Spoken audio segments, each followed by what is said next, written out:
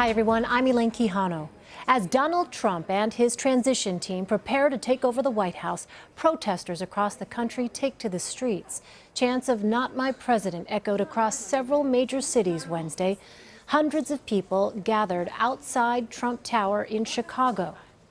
It was a similar scene in Washington, D.C., outside a Trump hotel, where a few demonstrators got into a scuffle with hotel staffers as they tried to push back a barricade.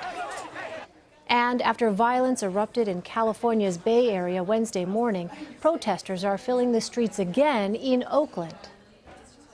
Not my president! Not my president! And hundreds gathered in New York City's Union Square, calling Trump racist, sexist, and anti-gay.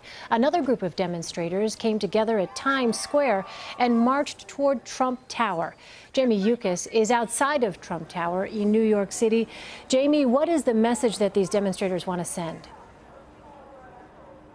Elaine, a number of them just kept chanting various causes and saying that Donald Trump is not their president. They just kept going on and on, whether it was about racism, sexism. A number of people compared him to the KKK, that type of thing. You can see right now that the crowd is starting to disperse a little bit here at Trump Tower. We're at 58th Street and 5th Avenue. At one point in time, police officers here on site told me that they believed between 1,000 and 3,500 people had marched from Times Square up to this area. We know that another group is going to be meeting at Union Square, potentially joining them to then march from Times Square up here right now. But you can see the crowd starting to disperse right now. They're headed up towards Central Park and Columbus Circle.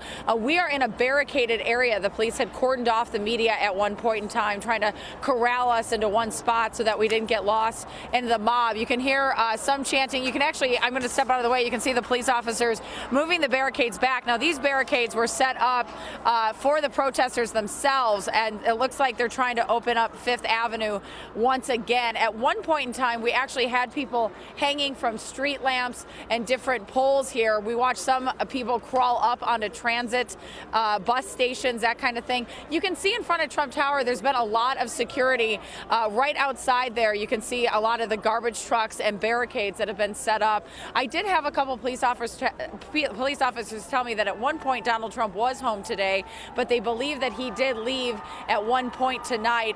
We do know that he's supposed to be in Washington, D.C. tomorrow, meeting with President Obama, so we're not sure of Donald Trump's whereabouts at this point in time. But with these two protests that you mentioned happening tonight, it seems that he may have gotten out of town. We know Melania will also be meeting with Michelle Obama tomorrow as well to go over that transition team. So you can see the police officers starting to push people now onto the sidewalks here in Midtown Manhattan and get them out of this specific area tonight to try to get them on their way. This was expected. People had been posting on Facebook and that type of thing that these protests were going to be happening tonight. It seems like for the most part things remain peaceful. There were some moments where we saw on social media that somebody had been saying that there were some arrests that happened and potentially some fires that were started here in front of Trump Tower. But I just talked to an organizer who said that the NYPD did a really good job keeping everybody safe, that they're actually very happy with how things turned out tonight, that they moved people right along and are now dispersing them up to Columbus Circle. All right. Jamie Yuccas, thank you so much.